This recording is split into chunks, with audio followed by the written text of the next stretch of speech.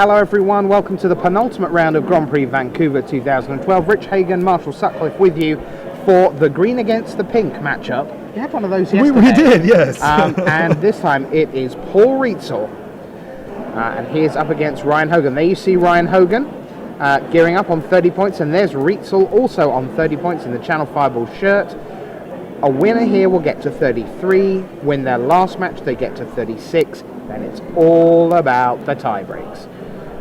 Someone's obviously got a little shopping list going on there. What is this? Not quite sure what that's about. What is this? Maybe they're playing Hangman. Little arrows. Oh, I've got one of those. I've got one of those. It was I think it was a listing off when you look at an opponent's hand. It's one of those. It's like appetite for brains. And reveal the hand, and it was someone scribbling down what was in the hand. Oh, okay. I think it was something like that. So we're gearing up for the penultimate round here. Ryan against Rietzl. And the players are holding hands, as it were, because the round has literally the second started, and it begins with a very nice island. Oh, love that. Yep. Zendikar Full Art Islands. So, sweet. Paul said he has a bunch of 2-drops. He won't actually be that excited to see the apprentice on the other side. No. Paul has a pretty aggressive start. And here is one of them. It's Thraben Valiant. Thraben Valiant. And it, just like what you said, he's not too happy to see the apprentice because Ryan can just choose to trade it. Although, it looks like that is not the plan here.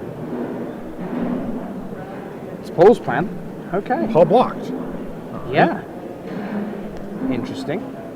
Mountain for Ryan. Pass on turn 3. Yep. So Paul plays out a Near Heath Pilgrim, one of the better 2-drops in the format. This is an uncommon. Adds land number 3.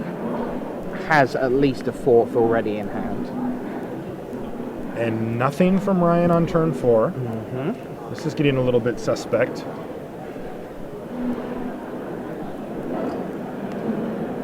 And that's an island from Paul. Yep. So he's splashing for something. Better be awesome. Yeah, he has a little splash.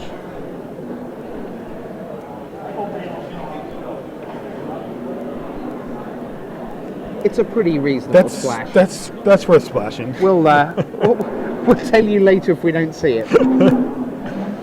Here's a clue though. Marshall looked down the deck list and he's like, it's got a blue splash. It's not playing any blue cards. I'm looking all the way down the blue column. There are no blue cards. Where's he gone? Oh, is that a Restoration Angel in Paul's hand? Paul has a Restoration Angel in his deck here. Goodness sakes, that card's so good. As good as it is in Constructed, it's that much better in Limited. Oh, is that how you see it? It is unbelievable in Limited. Like, okay. You almost have to try hard to not 2-for-1 somebody with that card in Limited. Alright, so we're going to see Moonlight Guys come down. Are we pairing? Geist Snatch. Feels like Paul kind of might have sensed that. After Ryan did nothing. I want better value out of a Geist Snatch than... That's the problem with a card like Geist Snatch is you counter whatever you can when you can. I'd rather counter something big, but I guess, you do not have the option to just sit on your mana I'm like that. very, very patient with Geist Snatch. Are you really? I am super patient. You're probably better at playing counter spells than I am. That would be one very small victory in a row of defeats. Fair to say. So he's going to get in for 1 here, and we're going to see a hand where Lancer come down. That's a solid addition to his board. It doesn't do anything currently. Oh, they're paired. I was going to say, is he not paired? Oh, okay. I actually didn't think that he did pair, but he did. So that means that the Near Heath Pilgrim really doesn't have any attacks here. I mean, Paul could run an elaborate bluff, but he won't. Yeah, he has no need to. I mean, he has a stack of cards. He's got Seraph of Dawn lined up for some time soon. And still that Restoration Angel looming. He's going to wait till an opportune moment to do that, though. Yeah. I'm telling you, it's not going to be pretty. Okay. I mean, sometimes, there are a few times when you just play it to get down something on your end step so you can beat down with it. And Paul would do that if it was correct, but like even just having his opponent with a 2/2 attacker, or the 1/1 attacker plus Near Heath Pilgrim out, like he can already do some pretty sweet stuff there.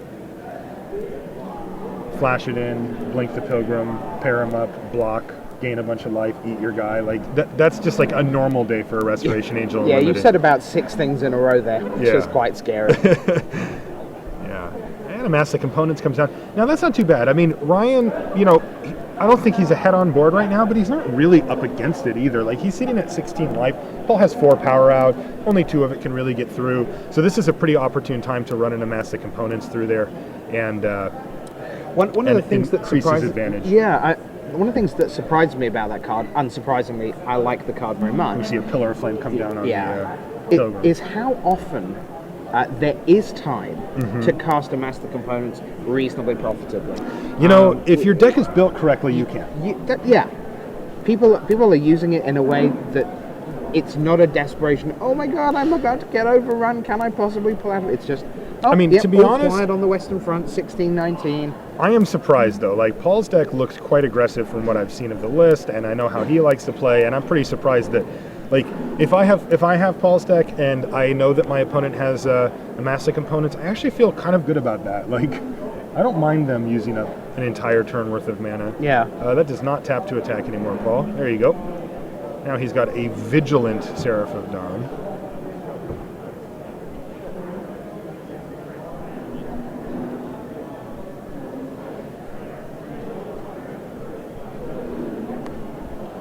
I don't mind Ryan's position here. He's got like 5 or 6 cards in hand with like 6 mana, a couple of creatures out. He has no way to attack. Like, he's not actively progressing his game here. Yeah. Scalding Devil, I guess? Yeah. Sure.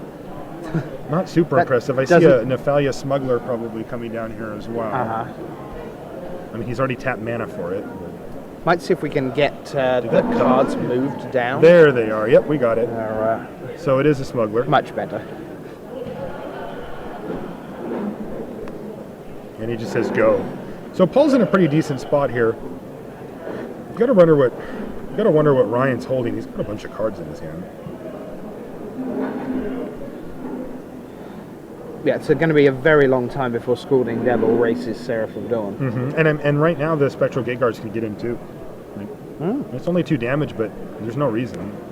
Ooh, Champion of Lambhold. So this is one of the cards that we're going to be seeing. It looks like he's got a follow-up creature as well with a Moreland Inquisitor. That is going to put a counter. Yes, that counter happens. So Champion is a very interesting card. I had to read it 3 times before I actually grasped what it did. Sure. Getting the counter on it, that's easy.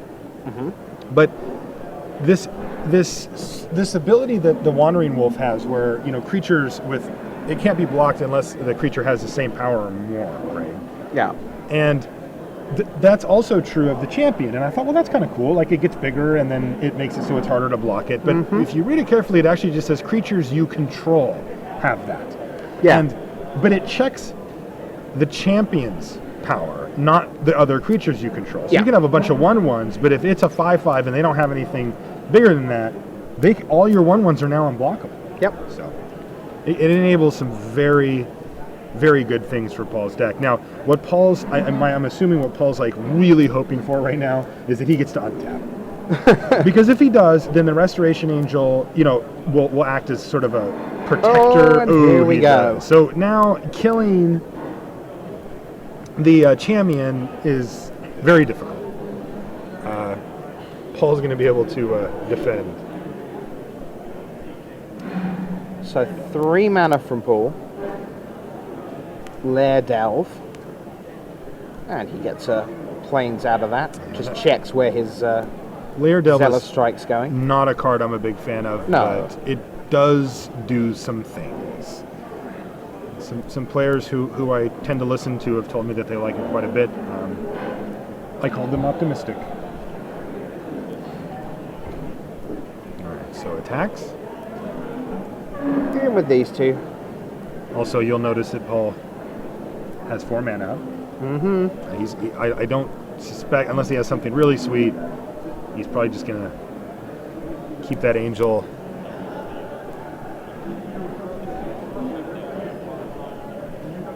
All right, so He's the just 1/1s pointing cannot out block. Yeah. Not getting involved. And now here's Nephalia Smuggler activating. Hanweir Lancer returns. pairs up Not relevant. with the 1-1 flyer from that long ago guy. So just a mini fog, I guess.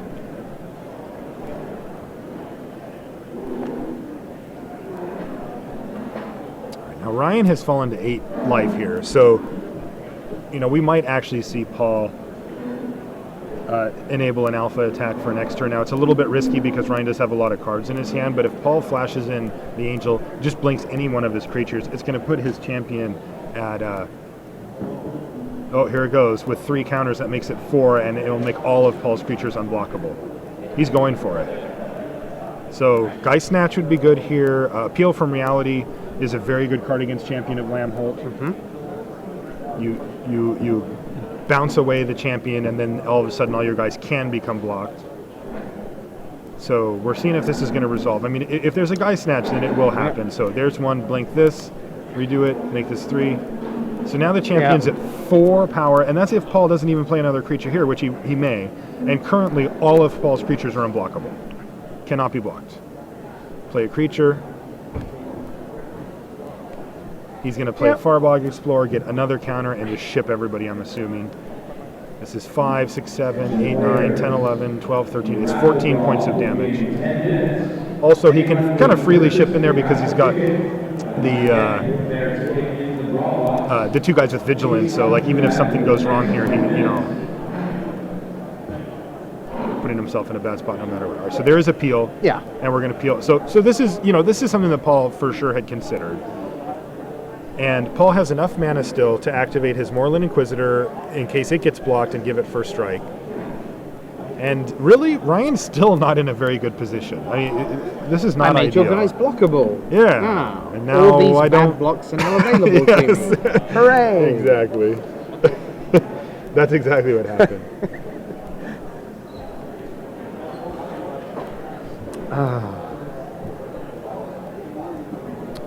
I've been watching people play Magic for more than 15 years. It doesn't get dull.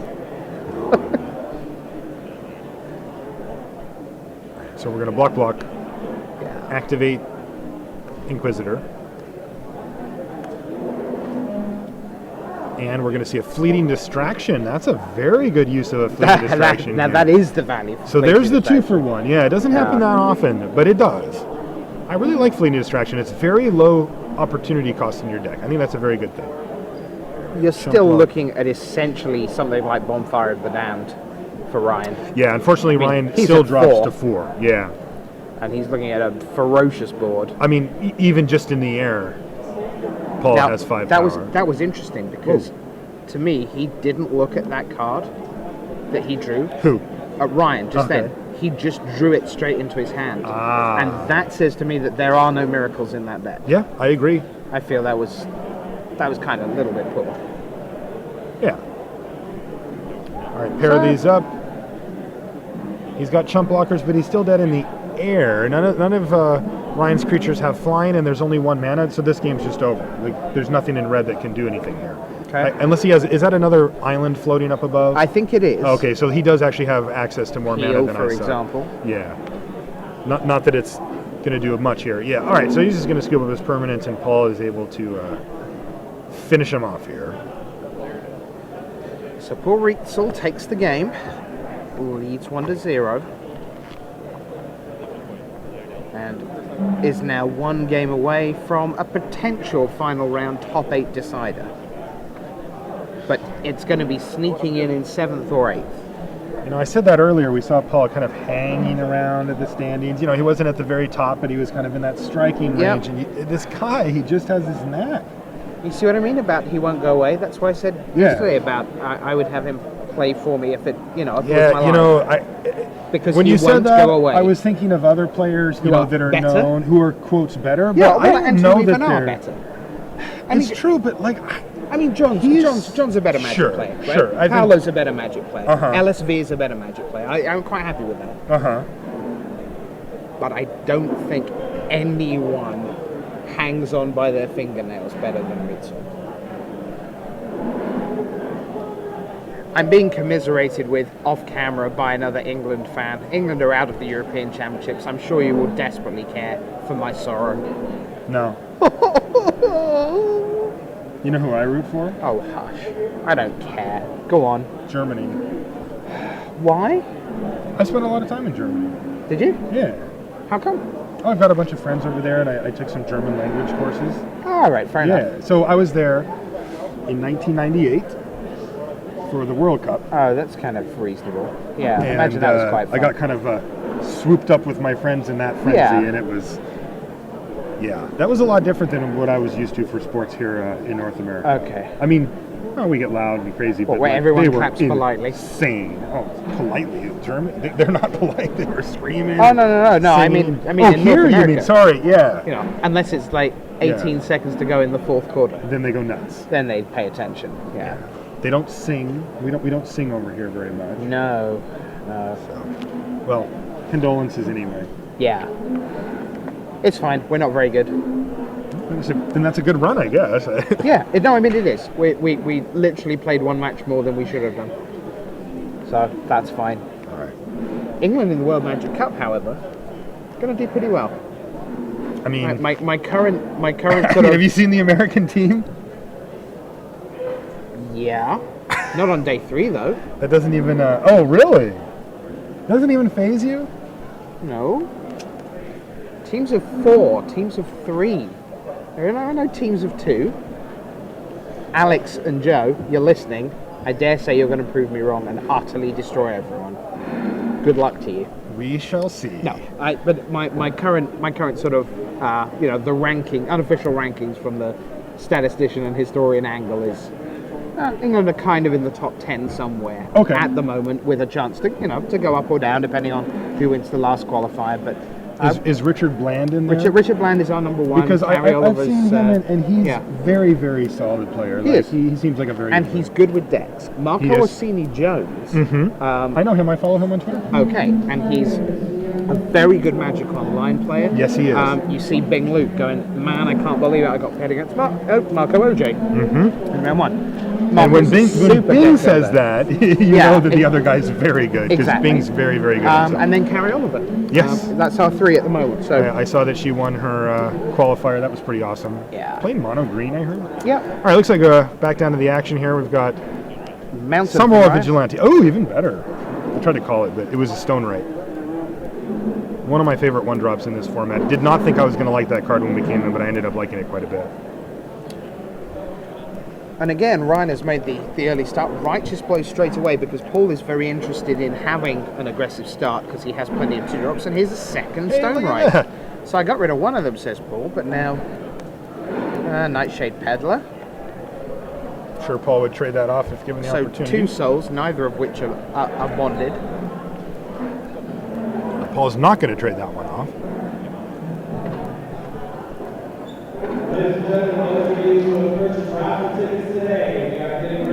Ooh. Not good. No land drop. Just says go. A 2-land keeper. I see a Borderland Ranger. There it is. Yeah. Do you know what you'd have liked, Ryan? A Borderland Ranger. Yeah. Ryan's probably a little jealous of that. So we're going to get, what is it, island here. His island, yeah. And attack for 1. For his no blue cards. As it were. Yeah. We must remember to say, for those people who haven't followed quite what's happening there. I already forgot that we had mentioned that. Yeah. We must note to selves.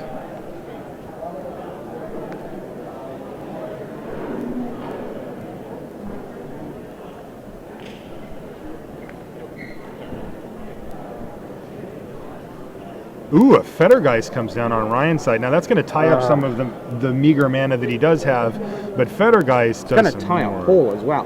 Well, I think Paul's just going to swing into it. Like, it's the thing. His guy has Death Touch. He doesn't care. No, sure, but just in terms of, I mean, three power flyer coming the other way. Oh, that. Yeah, the whole kind of that whole 3/4 flyer to death kind of. Yes, no, that's true. That's also going to render the Moonlight Geist here fairly meaningless. We see Gavin Verhey stroll by, R&D member. I also can see some spell slinging happening in the background with Hall of Famer Dave Humphreys. one of the cool things you can do at a GP, meet somebody that works in R&D. All right, we're going to see a handwear Lancer come in. Now that's... Do we know if what's paired up here? Oh, those are paired. Okay. Because the Lancer getting paired is something that you would definitely be interested in. For those of you in an event, particularly the main event, sorry to interrupt what you're doing, but we need to know if you're right. Sounds to me like there's a fairly large raffle going on in the background. Apologies if you're struggling with audio a little, but we'll soldier on through. We're just going to pretend like it's not happening. Oh my god, I won. I got it. No. First pick, 585-048. Do we have a winner? So we have a non-first striking handwear Lancer. Right. So it's a little bit exposed, and I'm sure Paul... I mean, So he's going to try and Ryan's going to try and ride the Federgeist all the way. So Ryan's going to start attacking with it? Well, that's what he did last, wasn't it? Yeah, I'm surprised by that. I thought And he then would he just leave stone it writes there. it up. He can do it for 4 return. Okay. Right. And like if he hits a mountain, it can start getting silly. At 5 return. So I mean, he's on Paul's on a 4-turn clock. I mean, obviously he has a flyer of his own. Like he can the thing is, Paul can just stop that at any time. He can just start blocking and using his mana for that. Like But that's if a whole Paul... turn's worth. Sure, like I'm not saying it's the right play. I'm just saying like if Paul doesn't want to die. Yeah, that's his current route for not dying. Yeah, For sure. And it looks like Ryan might have agreed with us because he's now held back. Okay. Nathan Weisenthal, 585-146. Nathan. Number 5 goes to... So if Paul can find a way to get that Federgeist out of the way, he can get in for something. But currently, I mean, Borderland Rangers can still get in no problem. Gold Knight Redeemer comes down. 2/4/6 life is going to be gained here, and he's going to have a 4/4 flyer, which in my book is significantly better than a 3/4 flyer. Yeah. I mean, It's a 3/4 that can be a 4/4. yeah, so he can trade it off, which is nice. Corey, last name cannot be read. 585-163, Corey Sheffield. Number 9, Andrew Hughes. So Ryan seemed content to kind of keep this board at parity before and not stop the attackings, but he doesn't want to do that now. I'm not sure why that Borderland Ranger is being held back by Paul, though. Do you have any... Why would he do that? Like, it has Death Touch. I don't think he would mind trading it for the Lancer before it gets first strike or the Federgeist. Yeah. I mean, I guess he could trade it for the Stone Right, and that also wouldn't be bad, especially given Paul's board state now. I mean, you know, until you get those things, the Soul Bonded guys paired up, it's just a 2/2. It's just a Grey Ogre. I think I'd get in there.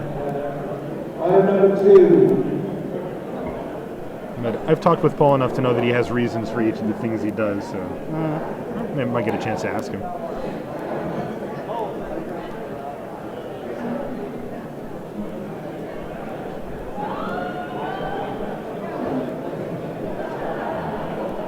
Paul is in Rietzl mode that you described a few times to me, where he's kind of eagerly picking apart a game state. Now this is interesting. Yeah. Yeah, you can see how he dissects the board state. Now he's going to attack. Now, in the last turn, for some reason, he didn't, but it's like we're okay with getting in here now.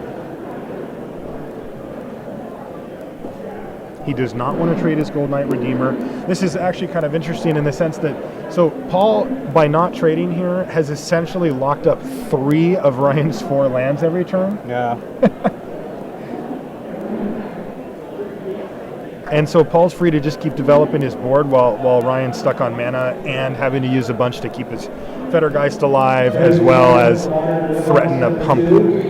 Yeah, you almost wonder whether it was in his interest just to get the Borderland Ranger gone via either Federgeist or Stone Right, and at least have something more to do, because all that's happened is that sort of nice idea of trading the Federgeist plus the pump with its pair for the 4/4.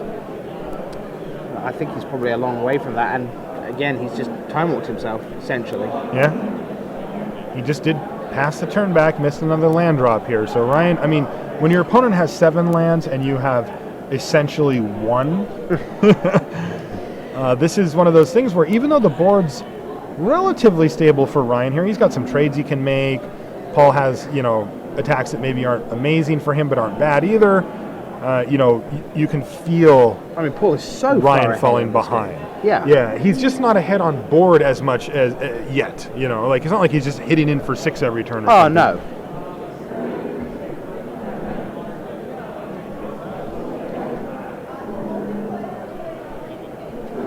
I would say we're looking for something miraculous, but I don't believe that's the case with Ryan. I don't think he has any. Right. Miracles floating around.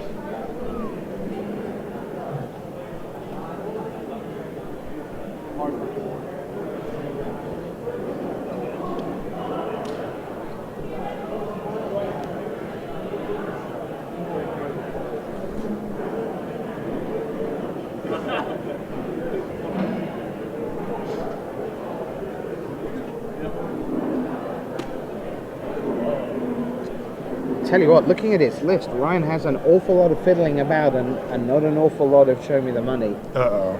I mean, he has, Master Components, Alchemist Apprentice, Fettergeist. We've seen he's playing 2 Fleeting Distraction, Geist Snatch, Galvanic Alchemist, 2 Ghostly Flicker, and Into the Void, the Nefarious Smuggler. We've seen Peel from Reality, Double Scrap Skin Drake, Tandem Lookout.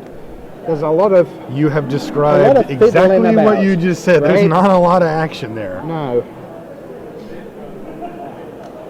And in red, it doesn't get a lot better. It's like Fervent Cathar, Guise of Fire, Hanweir Lancer, Pillar of Flame, Double Scalding Devil, Double Stonewright. Yeah, I mean, he's essentially a strange kind of red-blue tempo deck without really the tools to dominate the early game by the looks of things. All right, so now that Ryan doesn't have access to red mana, an angel, restoration angel looks like it might be coming in. Oh no, he's just gonna activate it. Okay, yeah. And Ryan is forced to take 6, and Paul has just ground away at him. Angel's Tomb. Yeah, this is all very comfortable. And end step, Ryan's just gonna sack away the apprentice. I think he's getting ready to concede. Yeah, he's got to draw a card that I don't think is in his deck to get him out of this. It also has to cost 2 mana. I mean, Peel from Reality might keep him alive for a turn. I don't even know if that's the case. I'm just going to scoop it up. He said, yep, didn't get there. I really like the way that Paul managed Ryan's mana. Kind of made it so that he wasn't able to actually have even as much. And he only got to 4 mana by himself, and on top of it, he was cut off by needing to keep that Fettergeist